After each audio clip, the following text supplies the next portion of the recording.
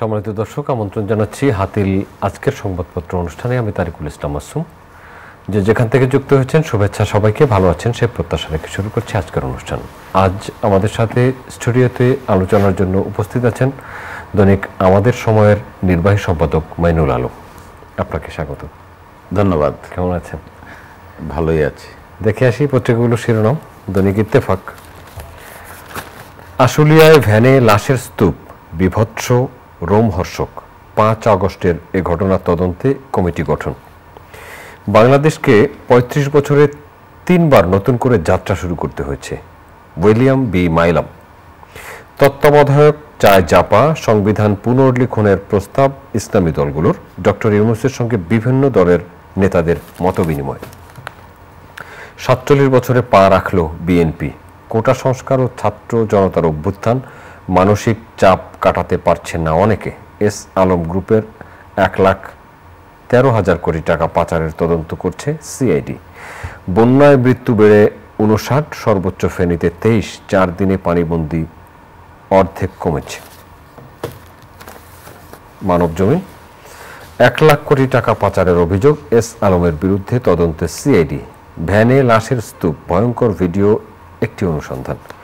মনিরুলের আনা 25 কোটি টাকা গেল কোথায়? দলগুলোর সঙ্গে সরকারের সংলাপ, সংস্কার ও নির্বাচনের সময়সীমা নিয়ে আলোচনা। আমাদের সময়, দ্রুত জাতীয় নির্বাচনী চ্যালেঞ্জ বিএনপির। 17 বছর পর মুক্ত পরিবেশে 46তম প্রতিষ্ঠাবার্ষিকী আজ। বন্যার কারণে 5 দিনের কর্মসূচি 1 দিন করা হয়েছে। রাষ্ট্র সংস্কারে দেওয়া 31 দফা ভুলে গেলে চলবে না। জ্বালানি তেলের দাম কমল। ডিজেল কেরোসিন 105 টাকা 50 পয়সা, পেট্রোল 121, অকটেন 125 টাকা। প্রধান উপদেষ্টার সঙ্গে রাজনৈতিক দলের মতবিনিময়। রাষ্ট্র সংস্কার ও যৌক্তিক সময়ে নির্বাচনের প্রস্তাব। 1 মাসের মধ্যে মামলা প্রত্যাহার। 2 মেয়াদের বেশি প্রধানমন্ত্রী নয়। ইসি পুনর্গঠন ও ভারতের সঙ্গে অসম চুক্তি বাতিল দাবি। 83 সুপারিশ এলডিপির। অদৃশ্য শত্রুরা অনেক বেশি ভয়ঙ্কর, তারেক রহমান। জয় দিন, মিরাজ জাদুতে বাংলাদেশের দাপুটে দিন। দুর্নীতি রোধে ব্যর্থতার পরিচয় দিয়েছে দুদক, টিআইবি। বিদ্যুৎ মাফিয়া সামিট পাওয়ার। পেট্রোল ও অকটেনের দাম কমেছে 6 টাকা। ভ্যানে লাশের স্তূপের ভাইরাল ভিডিওটি আশুলিয়ার। সংস্কার শেষে যৌক্তিক সময়ের মধ্যে জাতীয় নির্বাচন দাবি। রাজনৈতিক দল ও জোটের সঙ্গে প্রধান উপদেষ্টার মতবিনিময়। ফুরফুরে বিএনপি, রাষ্ট্রীয় ক্ষমতায় যাওয়াই চ্যালেঞ্জ। আজ 46তম প্রতিষ্ঠাবার্ষিকী। লুণ্ঠিত অস্ত্র ও গোলাবারুদ ঘিরে জনমনে আতঙ্ক। সংবিধান সংস্কার নয়, পুনর্লিখন চান আলী রিয়াজ। কালবেলা, গণপূর্তে পীর মুরিদের চক্র। পররাষ্ট্র উপদেষ্টা বললেন, শেখ হাসিনাকে ফেরত চাওয়া হতে পারে। রাষ্ট্র সংস্কার, হত্যার বিচার ও যৌক্তিক সময়ে নির্বাচন দাবি। যে বিভৎসতা দেখে কাঁদে পাষাণের হৃদয়ও। লাশের স্তূপের ভিডিও ভাইরাল। গোজামিল দিয়ে সংবিধান সংশোধন হয়েছে বারবার। তারেক রহমান বললেন, জনগণই সিদ্ধান্ত নেবে কারা সরকার গঠন করবে। 1.5 যুগে সবচেয়ে চাঙ্গা বিএনপি। পরিবহন মাফিয়ারা লাপাত্তা। ডেঙ্গুতে একদিনে মৃত্যু 4। খবরের কাগজ, রাজনৈতিক দলগুলোর সঙ্গে প্রধান উপদেষ্টার বৈঠক, সংস্কার প্রস্তাব আহ্বান। রেলের ভূত তমা ও ম্যাক্স, পৃষ্ঠপোষক সাবেক সচিব সহ 6 শীর্ষকর্তা। রেলের দুর্নীতি। ক্যাম্পাসে রাজনীতি বন্ধের পক্ষে মত। রাজধানীতে দাম এখনো বেশি ইলিশ। লঘু চাপ রূপ নিয়েছে মৌসুমি নিম্নচাপে। ছায়া সংসদ অনুষ্ঠানে বক্তৃতায় ইফতেখারুজ্জামান, গোয়েন্দা সংস্থাকে ব্যবহার করেছে বিগত সরকার। করতোয়া, রাজনৈতিক দলের সাথে সংলাপ, যৌক্তিক সময়ে নির্বাচন। শিগগিরই সরকারের রূপরেখা প্রকাশ করবেন প্রধান উপদেষ্টা। আজ বিএনপির 46তম প্রতিষ্ঠাবার্ষিকী। The business standard, S Alam family face CID probe over 1.13 lakh crore laundering. Why S. Alam took so much interest in Sharia-based banks? Talk with chief advisor. Most parties demand time frame for election. The Business Post, Bangladesh ready to ride semiconductor wave. CID brings probe into S. Alam's TK 1,13,000 245 Pro fraud. আমাদের হাতে থাকা পত্রিকাগুলোর শিরোনাম পড়ছিলাম। প্রতিদিন এমন ছোট ছোট মুহূর্তগুলো তৈরি করে জীবনের গল্প। Hatil, live and relive. সবচেয়ে বড় বেশি যেই শিরোনাম করেছে পত্রিকাগুলো, প্রধান উপদেষ্টার সাথে রাজনৈতিক দলগুলোর সংলাপ হয়েছে, নির্বাচনের টাইম ফ্রেম নিয়ে কথা হয়েছে। এক এক দল কেউ 6, কেউ 3, কেউ 13, কেউ 83টি দাবি দিয়েছে, সুপারিশনামা দিয়েছে। বন্যায় মৃত্যুর সংখ্যা 59 গেছে, বন্যার পানি নামতে শুরু করেছে। সংবিধান সংশোধন নাকি পুনর্লিখন হবে, এই বিষয়েও আমরা একটা শিরোনাম পড়েছি। এস আলমের টাকা পাচার এবং আশুলিয়ায় লাশের স্তূপ ভ্যানে করে নিয়ে যাওয়ার একটা ভিডিও ভাইরাল হয়েছে, সেইগুলো নিয়ে পত্রিকাগুলো শিরোনাম করেছে। আপনি যদি মোটা দাগে প্রধান উপদেষ্টা আজকে বেশ কয়েক ঘন্টা বড় কয়েকটি রাজনৈতিক দলের সাথে বৈঠক করেছেন। আমি খুব লক্ষ্য করছিলাম ডক্টর কামাল তার গণফোরামের নেতৃবৃন্দকে নিয়ে বৈঠক করেছেন, আলোচনা করেছেন। তারপর জাতীয় পার্টি এবং ডক্টর কামালের গণফোরাম একত্রিত হয়েছে, সম্ভবত দুইটা পক্ষ এক হয়ে গেছেন। এবং দেখলাম ডক্টর কামাল এত বয়োজ্যেষ্ঠ, তার সাথে এই যে ছবি আছে পত্রিকা, হ্যান্ডশেক করছেন এবং চেয়ারের সামনে গিয়ে অভিনন্দন জানাচ্ছেন, শ্রদ্ধা জানাচ্ছেন ডক্টর ইউনূস, বয়োজ্যেষ্ঠ ডক্টর কামালকে। আমার মনে হয় যে এই আলোচনাগুলো খুব সময় উপযোগী এবং গুরুত্বপূর্ণ। গত বৃহস্পতিবার বিএনপির সাথে মত বিনিময় করেছেন, বিএনপি নেতৃবৃন্দ দেখা করেছেন। আজকে থেকে মত বিনিময় শুরু, পর্যায়ক্রমে অন্যান্য দলগুলোর সাথেও বৈঠক করবেন। এটা হচ্ছে যে রাজনৈতিক দলগুলোর তাদের কাজ হচ্ছে রাজনীতি করা, রাষ্ট্র পরিচালনার অংশ নেওয়া। এই রাষ্ট্রটা কিভাবে চলবে, যে ধারায় চলে আসছিল সেই ধারায় চলবে না কিছু পরিবর্তন, অভিজ্ঞতার আলোকে কিংবা তিক্ত অভিজ্ঞতার আলোকে কিছু পরিবর্তন করা দরকার কিনা, সংবিধান যে আছে যেভাবে আছে সেভাবে থাকবে নাকি পরিবর্তন করা দরকার, সংস্কার দরকার। দাবি উঠেছে পুনর্লিখন, 72-এর সংবিধানের পুনর্লিখন, সম্পূর্ণভাবে নতুন করে লিখতে হবে। যে সংবিধান হবে আমাদের স্বাধীনতার পর লিখিত সংবিধান, এবং এই সংবিধান প্রস্তাবিত যেটা পুনর্লিখন করা হচ্ছে তাকে ভবিষ্যৎমুখী সংবিধান হবে। এই সংবিধানে যে বিধানগুলো আছে, সরকার সংসদীয় ব্যবস্থার সরকার প্রধান হন প্রধানমন্ত্রী, উনি কতবার থাকতে পারবেন এটা কোনো নির্দিষ্ট নাই। যার ফলে বারবার একই নেত্রী কিংবা নেতা প্রধানমন্ত্রী হয়, সরকার প্রধান হয়। এতে কি হয়েছে? শেখ হাসিনা 15 বছর ছিলেন, একটা কি বলবো, ক্ষমতার একটা মনোপলি দাঁড়িয়েছে, এক নায়ক যে অ্যাটিটিউড সেটা হয়েছে, স্বৈর শাসকের মতো রুদ্রমূর্তি ধারণ করেছে, যার ফলে দুর্নীতি হয়েছে, দলের লোক সরকারের লোকজন দুর্নীতি করেছে, কোনো প্রতিকার হয়নি, সুশাসন ছিল না, অনিয়ম, দুর্নীতি, অর্থ পাচার, লোপাট এগুলো হয়েছে। 1 লক্ষ কোটি টাকায় অর্থ পাচার করেছে একটি শিল্প গ্রুপ, এসালম গ্রুপ। আমি ওই আলোচনায় একটু পরে যাচ্ছি। সুতরাং সংবিধানে এমন একটা বিধান থাকা দরকার যে ব্যক্তি থাকবে, ব্যক্তি চলে যাবে, কিন্তু বিধান থাকবে, শাসন ব্যবস্থা থাকবে, সুশাসনের পদ্ধতি থাকবে। 2 বছরের বেশি কোনো পদেই 2 বারের বেশি, 2 টার্মের রাষ্ট্রপতিও 2 বারের বেশি থাকতে পারেন না। কিন্তু প্রধানমন্ত্রী কেন একেবারে বিনা বাধায় 40 বছর থাকবে, 30 বছর থাকবে, 15 বছর থাকবে? এটা প্রশ্ন। এটাও থাকতে পারে, 2 বছরই 2 মেয়াদেই থাকবে। এটা একটা ভালো প্রস্তাব। এটা প্রায় 15 বছর আগেও এই আলোচনাটা হয়েছিল। 1/11-এর সময় যখন আলোচনাগুলো চলছিল তখনও সংস্কারের ক্ষেত্রে এই প্রস্তাবটা আসছিল, কিন্তু গ্রাহ্য করা হয়নি। রাজনৈতিক দলগুলোই তা গ্রাহ্য করেনি, বিশেষ করে ক্ষমতাসীনরাই গ্রাহ্য করেনি। অনেকবার সংবিধান সংশোধন হয়েছে, কিন্তু এটাও সংশোধন করতে পারতো, করেনি। রাজনৈতিক দলগুলোর মধ্যে জাতীয় পার্টি, জাপার প্রধান GM কাদের বলেছে তত্ত্বাবধায়কের অধীনে নির্বাচন।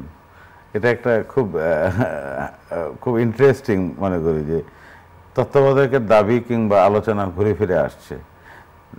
বিচারপতি খায়রুল হক প্রধান বিচারপতি থাকা অবস্থায় যে রায় জালিয়াতি করে যেটা উনি করেছেন, যে সংবিধান পরিবর্তনের সুপারিশ করেছিলেন, এবং তত্ত্বাবধায়কের যে প্রাথমিক রায়টা ছিল যে প্রয়োজনে রাখা যেতে পারে কিংবা 3 মেয়াদ রাখা যেতে পারে, এটা পরিবর্তে উনি বাতিল করে দিলেন। যখন 1.5 বছর পর যখন রায়টা বেরিয়ে আসলো তখন এটা জালিয়াতি বলা হয় এবং এই জন্য মামলাও হয়েছে। যাই হোক, এটা বিচার বিভাগীয় ব্যাপার। সুতরাং সংবিধানের কতগুলো সংস্কার দরকার।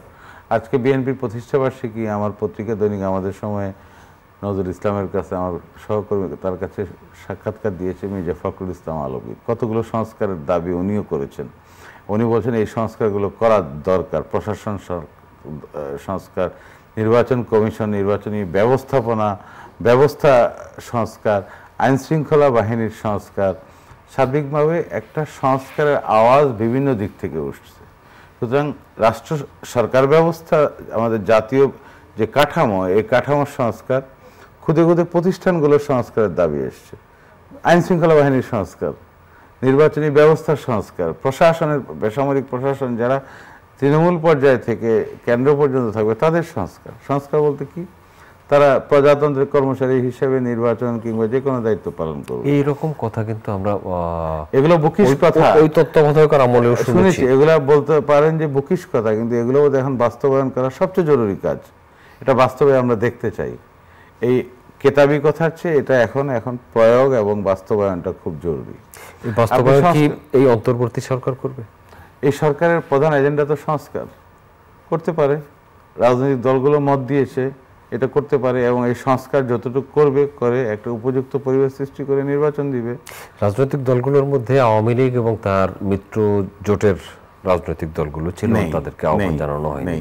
নেই কিংবা তাদের উপস্থিতিও নেই। আওয়ামী লীগের কাকে দিবে? আওয়ামী লীগ তো এখন নেই। আওয়ামী লীগের প্রধান থেকে শুরু, প্রধান দেশান্তরী হয়েছেন, বিদেশে পালিয়ে আছেন, আর সবাই বিভিন্ন মামলার আসামি হয়ে আছেন। সুতরাং দলের কোনো অস্তিত্ব, কাঠামো, অফিস কিংবা কার্যক্রম তো নাই। এভাবে হয়তো চলবে কিছুদিন, পরে দেখা যাক বিচার প্রক্রিয়া যখন শুরু হবে, অভিযুক্তদের বিরুদ্ধে যখন মামলা চলবে, ট্রায়াল চলবে, নিশ্চয়ই আত্মপক্ষ সমর্থন, আইনি সুবিধা পাওয়ার সুযোগ থাকবে, সেটা সময় সাপেক্ষ করবে। এখন আওয়াজ উঠতেছে সংস্কারের, প্রতিদিন বিভিন্ন দিক থেকে, ক্ষেত্রে ক্ষেত্রে সংস্কার। আমাদের কতগুলো প্রতিষ্ঠান আছে, আমি বলেছি যে নির্বাচন কমিশন বললাম, দুর্নীতি দমন কমিশন, এটা সংস্কার দরকার, মানবাধিকার কমিশন, জাতীয় ভিত্তিক যে কমিশনগুলো আছে সেই কমিশনগুলোর সংস্কার। এই কমিশনগুলো সত্যিকারের কমিশন হিসেবে কাজ করবে, তাই প্রাতিষ্ঠানিক সংস্কার। তাহলে আপনার যে দেশে সরকার ব্যবস্থা, সেই সুশাসন সংস্কার যদি করতে হয় তাহলে তো এই সরকারকে অনেক সময় দিতে হবে। অনেক সময়, এটা সদিচ্ছার দরকার। সরকার যখন চাইবে এই সংস্কার হবে এবং প্রাতিষ্ঠানিক প্রতিষ্ঠানগুলোকে শক্তিশালী করবে, তখন এই প্রতিষ্ঠানের লোকগুলো ঠিকমতো কাজ করবে। কারণ 5ই আগস্ট পূর্ব সরকার চায় নাই এই প্রতিষ্ঠানগুলো কার্যকরভাবে ফাংশন করুক, নিরপেক্ষ প্রাতিষ্ঠানিক প্রয়োগ করুক। আমরা দেখেছি দুদককে কিভাবে একটি প্রতিষ্ঠানকে কিভাবে একটি আজ্ঞাবহ প্রতিষ্ঠানে তৈরি করা হয়েছে। এখন দুদক কাজ করছে না, সামনে নিশ্চয়ই পুনর্গঠিত দুদক আরও কাজ করবে। সুতরাং দুর্নীতির বিস্তার রোধ, দুর্নীতি আপনি নিয়ন্ত্রণ করতে পারেন, দমন করতে পারেন, নির্মূল করতে পারেন না। এটা যখন বিস্তারটা রোধ হবে, দুর্নীতি যখন নিয়ন্ত্রিত হবে, তখন সুশাসন আসবে। আপনি পুলিশের কথা বলছেন, পুলিশে কি কোনো সুশাসন আছে? আমলাতন্ত্রের মধ্যে কি কোনো ফুয়েল ছাড়া, কি ঘুষ ছাড়া কি কোনো প্রকল্প পাস হয় কিংবা ফাইল নড়ে? এমন একটা অবস্থায় রন্ধ্রে রন্ধ্রে ঢুকে গেছে। সুতরাং সংস্কারের আওয়াজ যখন তুলবে, সংস্কার যখন বাস্তব রূপ লাভ করবে, আমলাতন্ত্রে তো এই মানুষগুলোই থাকবে, এই মানুষগুলো থাকবে, কিন্তু পরিচালক যারা হবে, আমলাতন্ত্রকে যারা পরিচালনা করবে, তারা এমন ব্যক্তিত্ব হবে, তারা এমন বার্তা দেবেন, সুতরাং এই লোকগুলো আর ওই কাজ করার সুযোগ পাবে না। পরিবর্তনও করতে হবে, এই ব্যক্তিগুলোর পরিবর্তনও করতে হবে, কারণ একটা ধারায়, একটা ধাঁচে এরা পরিচালিত হয়ে আসছিল। সুতরাং এগুলো পরিবর্তন করতে হবে। এবং আমলাতন্ত্রের মূল যে বক্তব্য, সেন্স, মূল যে দায়িত্ব, প্রজাতন্ত্রের কর্মচারী, কোনো দলের কর্মচারী না, কোনো সরকারের ব্যক্তিগত কর্মচারী না। সরকার যাবে, সরকার আসবে। আমরা শিখি না কেন? আমরা ভারত থেকে শিখতে পারি, আমরা যুক্তরাষ্ট্র থেকে শিখতে পারি। একটা সেট চলে যায় কিন্তু ব্যুরোক্রেসি ঠিক থাকে, এবং একটা শক্তিশালী কার্যকর আমলাতন্ত্র যখন থাকে, এরা জনগণের সেবক হিসেবে কাজ করে এবং এরা সার্ভিস ডেলিভারি দেয়। তো যাই হোক, এই তাত্ত্বিক আলোচনা নেই, ভারত প্রসঙ্গে চলে আসছে।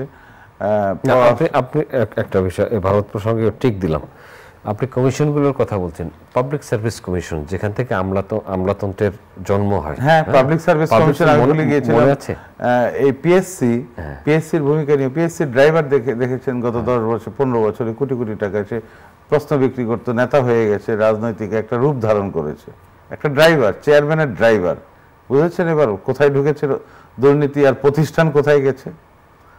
10 বছর আগে কিন্তু কি বিচার হয়েছে ড্রাইভারের? সে যখন তার ছেলে সহ প্রশ্ন বিক্রি করতে কোটি কোটি টাকা কামাই করেছে এবং পরে রাজনীতিতে ঢুকেছে, তার ছেলেকে রাজনীতিতে নির্বাচনে দাঁড় করিয়েছে, সে ড্রাইভারের অবস্থা কি আপনি জানেন? এই ড্রাইভারের বিচার হলো না কেন? এই ড্রাইভার তো কোনো বড় ঘটনা না। পিএসসির সদস্য যখন প্রশ্ন চুরির সাথে জড়িত তখন তাকে অপসারণ করানো হলো। ব্যাপারটা হচ্ছে রাষ্ট্র থেকে, ক্ষমতা কেন্দ্র থেকে এই অনিয়ম দুর্নীতিগুলোকে প্রশ্রয় দেওয়া হয়েছে, যেটা নিয়ন্ত্রণ করার কথা, যার ফলে পট পরিবর্তন হয়ে গেছে এবং ছাত্র জনতার অভ্যুত্থান সফল হয়েছে। কারণ দুর্নীতি ঢুকতে ঢুকতে ঢুকতে এমন পর্যায়ে গেছে যে উপায় ছিল না আর।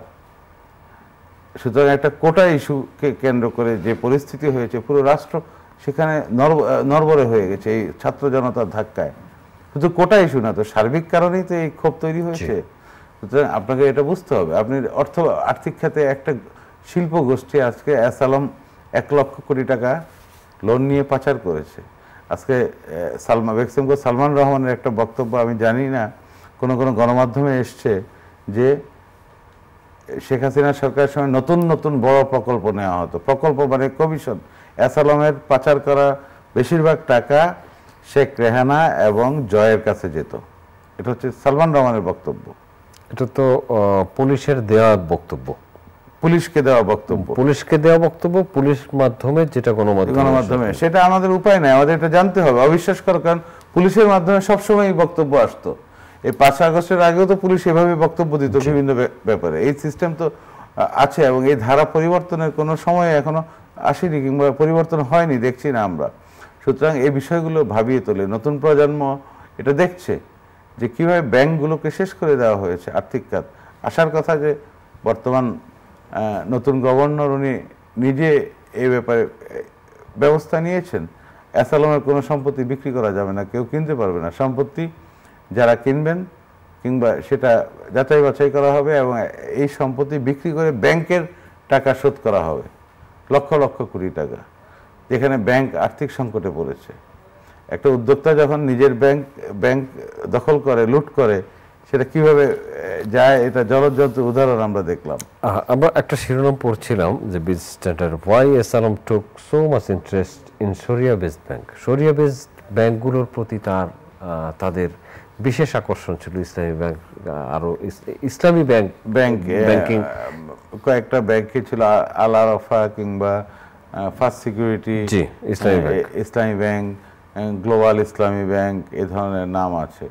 এটা হচ্ছে শরিয়া ব্যাংকিং একটা উইং, ব্যাংকের একটা উইং কিংবা ব্যাংকের একটা চরিত্র। বাণিজ্যিক ব্যাংকের মতো এরা যে পরিমাণ লোন দেবে তার গ্রাহককে কিংবা যে কোনো শিল্পোদ্যোক্তাকে, যে লাভ হবে সেটা একটা শেয়ার ভিত্তিক হবে। শুধু 10% লোনে ঋণ নিয়ে, 10% সুদে ঋণ নিয়ে হয়তো উনি অনেক লাভ করলো, কিন্তু এই লাভটাও ভাগাভাগি হবে। আবার কেউ যদি টাকা আমানত রাখে, জমা রাখে ব্যাংকে, সেটা খাটিয়ে ব্যাংক যখন অন্য জায়গায় শিল্প উদ্যোক্তাদের দেবে এবং যখন লাভ করবে, সেটা আমানতকারীও পাবে, শুধু ওই 6% 7% পাবে না। এটা একটা কনসেপ্ট, ধারণা। সুতরাং এই ব্যাংকগুলো সুতরাং ফ্লেক্সিবিলিটি ছিল এবং এই ফ্লেক্সিবিলিটির সুযোগে ইচ্ছামতো সুদের হার কমানো বাড়ানো নির্ধারণ করা যায়, যার ফলে ইচ্ছামতো একটা যোগসাজশ করে লুটপাটও করা যায়, যেটা করেছে গত 15 বছরে অ্যাসালম এবং তার সহযোগীরা। আচ্ছা, আপনি ভারত প্রসঙ্গে কথা বলতে চেয়েছিলেন তখন। একটা শিরোনাম এসছে যে প্রধান উপদেষ্টার সাথে রাজনৈতিক দলগুলোর বৈঠকে নেতৃবৃন্দ বলেছেন যে ভারতের সাথে বোঝাপড়া করতে হবে, অসম চুক্তিগুলো বাতিল করতে হবে। এবং আমাদের পররাষ্ট্র উপদেষ্টা রয়টার্স, আন্তর্জাতিক একটা সংবাদ সংস্থাকে বলেছেন যে শেখ হাসিনাকে ফিরিয়ে আনার জন্য ব্যবস্থা নেওয়া হতে পারে, চাওয়া হতে পারে। এটা খুবই ইঙ্গিতপূর্ণ কথা। ভারতের সাথে যে চুক্তিগুলো হয়েছে, যদি এগুলো পুনরায় পরীক্ষা নিরীক্ষা করা যায়, পর্যালোচনা করা যায়, কোনো অসম চুক্তি আছে কিনা সেটা বাতিলযোগ্য। চুক্তি তো হয়নি, এমওইউ হয়েছে। গত 2 বছরে বেশিরভাগ এমইউ, সমঝোতা চুক্তি হয়েছে, সমঝোতার স্মারক হয়েছে, নোট বিনিময় হয়েছে। সুতরাং এগুলো বাতিলযোগ্য কিংবা এগুলো যদি আমাদের স্বার্থের বিরুদ্ধে হয় তাহলে রিভিউযোগ্য। তবে আমি বলবো পররাষ্ট্র উপদেষ্টা যেটা বলেছেন যে এটা শেখ হাসিনাকে আনা যায়, যদি আনা সম্ভব হয় কিংবা আইনি প্রক্রিয়া কিংবা দুই দেশের যোগাযোগের মাধ্যমে, দ্বিপাক্ষিক সম্পর্কের মাধ্যমে, সেটা তো পরের একটা বিষয়। কারণ ওনার বিরুদ্ধে শতাধিক মামলা হয়েছে।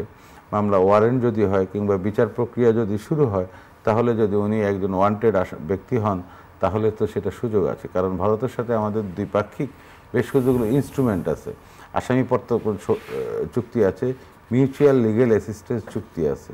এক্ষেত্রে অপরাধীদের আদান প্রদানের সুযোগ আছে, বিচারাধীন এবং যারা ওয়ান্টেড তাদেরকে আনানোর সুযোগ আছে। এরকম প্রচুর গত 10 বছরে প্রচুর অপরাধী হস্তান্তর হয়েছে, আদান প্রদান হয়েছে, বাংলাদেশ করেছে, ভারত করেছে। সেই সুযোগে সেই বিধানের আওতায় এটা করা যায়। আর আমি প্রত্যাশা করব যে 13 বছর ধরে ঝুলে আছে তিস্তা চুক্তি, ভারতকে বলা যেতে পারে যে এই মুহূর্তে তিস্তা চুক্তিটা দ্রুত সম্পন্ন করা, যেটা প্রস্তুত হয়ে আছে, যেটা চূড়ান্ত হয়ে আছে, এটা কমপ্লিট করা এবং বাস্তবায়ন করার জন্য বলা যেতে পারে, এটা আমি বলবো। মির্জা ফখরুল ইসলাম আলমগীর বলেছেন যে চাঁদাবাজি যদি করে তার দলেরও কেউ তাদেরকে পুলিশে তুলে দিতে হবে। আর বিএনপির পক্ষ থেকে অনেকগুলো, তারেক রহমানও একটা মেসেজ দিয়েছেন আগামী নির্বাচনের জন্য জনগণ যাদেরকে ভোট দিবে তারা ক্ষমতায় আসবে এবং দলের ক্লিন ইমেজ রাখার জন্য তার নেতাকর্মীদের প্রতি খুবই স্বাভাবিক যে চাঁদাবাজি কিংবা এই যে আওয়ামী লীগের পতনের জায়গায়, পতনের পর বিভিন্ন জায়গায় যে আওয়ামী দখলগুলো ছিল, পরিবহন সেক্টর, কাঁচা বাজার, লিজ, ইজারা, নিয়ন্ত্রণ কিংবা যেটা কর্তৃত্ব ছিল, এবং এই সুযোগে চাঁদাবাজি হতো। এগুলো আওয়ামী লীগ নেই, এখন কি ছাত্রদল, যুবদল, শ্রমিক দল এরা আসবে? এটা কোনো খবর এসেছে? মারামারি হচ্ছে এক জায়গায়, কোথায় জানি একটা হত্যা হয়েছে, তাই না? একজন নিহত হয়েছে, নিহত হওয়ার ঘটনাও ঘটেছে, এবং তাৎক্ষণিকভাবে বিএনপির কেন্দ্রীয় কমিটি থেকে, হাইকমান্ড থেকে বহিষ্কার করা হয়েছে, কারো কারো পদ স্থগিত করা হয়েছে। এটা একটা ভিন্ন মাত্রা দেখছি, এটা খুব প্রশংসনীয় যে এই ব্যবস্থাগুলো নেওয়া হচ্ছে, যার ফলে শুধু ওই ঘটনা থাকবে, চাঁদাবাজি থাকবে, আর শুধু ব্যক্তিবদল হবে, চাঁদা উত্তোলক কিংবা গ্রহণকারী যারা তারা পরিবর্তন হবে, এটা না, পুরো সিস্টেমটাই পরিবর্তন করতে হবে। তারপরেও আমাদের অজানা আছে অনেক জায়গায়, মসজিদ, প্রতিষ্ঠান, শিক্ষা প্রতিষ্ঠান, কমিটি, এগুলো পরিবর্তন হচ্ছে। তো এটা যাতে কঠোরভাবে মনিটরিং করা হয়, এগুলো ব্যবস্থা নেওয়া হয়, সে বিষয়ে আমি বলবো। ব্যবস্থা নেওয়া হচ্ছে, আরও ব্যাপকভাবে বোধহয় দেখা দরকার বলে আমি মনে করি।